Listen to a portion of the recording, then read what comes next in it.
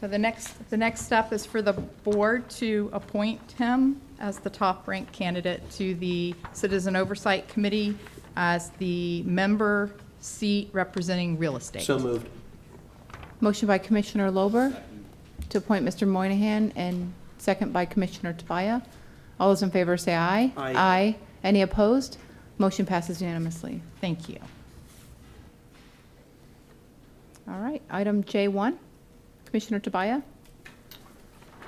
Thank you, Madam Chair. I want to briefly go over what this would and what this would not impact. This would apply to signs and equipment related to construction projects that use county funds. This would include road signs such as those near the Pineda Overpass, as well as park renovations. It would also include joint projects with municipalities when county funds are used. It would stop signs from being put up with project information or contact information from the department responsible for the project. I should have said it would not. It is stated in the agenda report there are several reasons related to this proposed change. First, it creates inequitable electoral advantages to incumbents. As we all know, name recognition is an important factor in political races. Having county pay to put a politician's name up on a sign in an area that campaign signs normally are not permitted is repugnant. Which gets us to the second reason. It's not even true that the commissioners are solely responsible for these projects.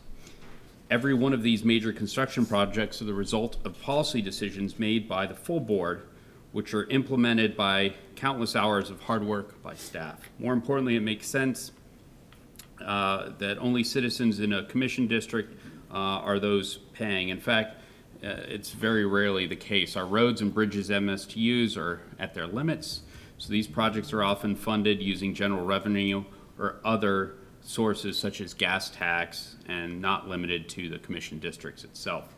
When park MSTU money is used for renovation, it gets even more confusing. If you look at a map of our existing tax districts, these parks MSTUs don't line up with commission districts at all. So in conclusion, there is simply no good reason to put the names of the elected official on these signs, and there are plenty of reasons not to have them at all. Commissioner Lober. All right, I agree with you part way, but I'm not 100% there. I think, and again, obviously it's going to go the way that it goes, but I think what I would be inclined to do to address part of the concern is to say, you and I do agree, we should not have an individual commissioner's name on any project like that. But I'll give you an example. I pulled up, I'll send the clerk to add to the minutes as well, so it's not that we're hiding something up here, but I pulled up a photo that I took at Sykes Creek Wastewater Treatment Facility from the late 80s, from 88. And I noticed the names of all 5 commissioners who were serving at that time: Judge Roberts, or now Judge Roberts, Roger Dobson, Andrea Deritani, Sue Schmidt, and Thad Altman, as well as the county admin, utilities director, water and wastewater manager, and the engineering contractor. I thought it was interesting decades after the fact. I don't know whether or not someone would have tried to use that on a wastewater treatment facility as a means of campaigning. I don't think that you get more than 1 or 2 constituents going there anyway. I think if the concern is that one commissioner is going to take credit, put everyone on there. I also agree it shouldn't be a substantial percentage of the project cost. If you want to limit it at a certain dollar value, or a certain percentage, or even a fraction of a percentage of an overall project, I'm fine with that too. I don't think it's something that we should blow big bucks on, but if it's that important to someone, or they think that it's going to add to posterity, as I think that did, at least in my estimation, I don't have a problem with them doing it, but I don't know that I'm really there to go all the way to say under no circumstances should we ever have anyone's name associated with anything. I agree, though, that if someone's to be credited for something major that requires a majority of the commission, it should be the entire commission that's on there. And if you want to make a motion to that end, I'm happy to support that. But as far as restricting it altogether, I just think this may be more of a solution in need of a problem than the other way around. Commissioner Pritchett. Oh, go ahead. Commissioner Smith. Yeah, I just want to say I really know how the horseman's race. I don't think it's important.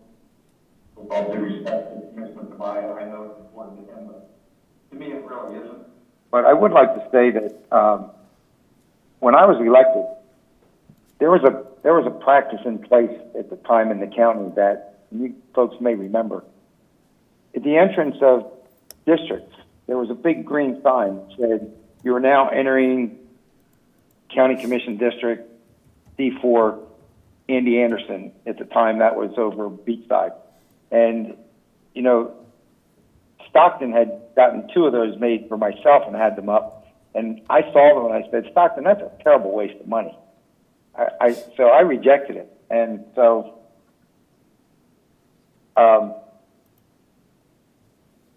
I would say that the names on that Commissioner Tobias is mentioning, my one thought is that it gives constituents a name that they can reach out to if they have questions regarding that project. So he mentioned the one by Pineda Causeway, which has my name on it. I haven't gotten any phone calls, but that's my thought. If I'm a constituent, I don't know anything about who's in charge of a project, and I see something going on that I would like to compliment somebody on or I have a problem with, if I see the name of a commissioner on that sign, then I can call that commissioner. Otherwise, if I was a constituent just seeing that sign about the project on Pineda Causeway, I would think it's like an FDOT project. Well, who do I call in FDOT? I wouldn't even know where to begin. So I think it gives the constituent a local name that they can reach out to. But again, as Commissioner Lober mentioned, we could put all 5 names on, and you know, then people can pick eeny, meeny, miny, mo. But it just kind of makes sense that the commissioner whose district it is in, that's the name that should be on the sign, or maybe at the top of the list of the 5 commissioners. So those are my thoughts. Commissioner Pritchett? When I first got in office, they were doing a project and asked if they wanted my name on that, and I said no. But here's the thing, if you guys want to do it, I don't think it's that big of a deal. I know there's a thought of like candidate or whatever, but you know, you're not candidates, you're commissioners, you're over your district, you're responsible for a project. And my guess is most of the things that people will drive by, they see it, they're going to be really bothered about something going on, and they want to know who to get a hold of, whether it's county level, federal level, state level, and that's a lot of questions that I get. We did put the sign up saying Brevard County Commission, so I've had a few calls about a few projects because they obviously know who their commissioner is, but not everybody does. I learned that from college students. I can ask them even who the governor is a lot of times, and they can't tell me. So I don't know. It doesn't really bother me. I don't think it's really going to give you an up one as far as running, because by now, if your district that votes doesn't know that you're the commissioner, we've got big problems with the super voters anyways. But I don't care one way or the other. Honestly, it's not going to affect me, but I have no problems with you guys putting your name on your districts and areas of things you're doing. I think that might be a good thing for people to identify who it is that's responsible for taking care of their stuff. So, Commissioner Tobias? My thought is it'd be a little strange if we're concerned about contacting, yet there's no phone number. And let's be honest, while we have some brilliant people up on this board, myself excluded from that list, none of us are engineers.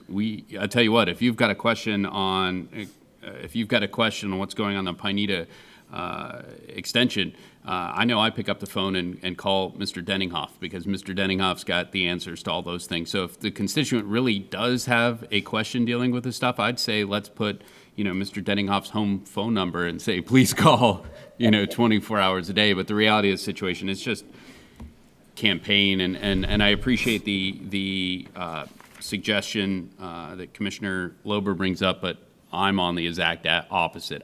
That was the first question I asked staff.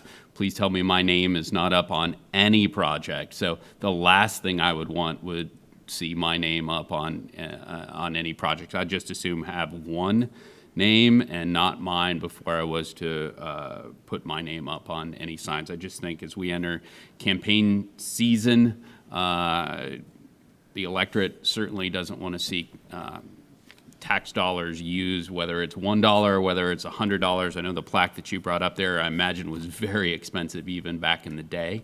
If it helps an individual gain one vote, I think that's an unfair advantage to somebody running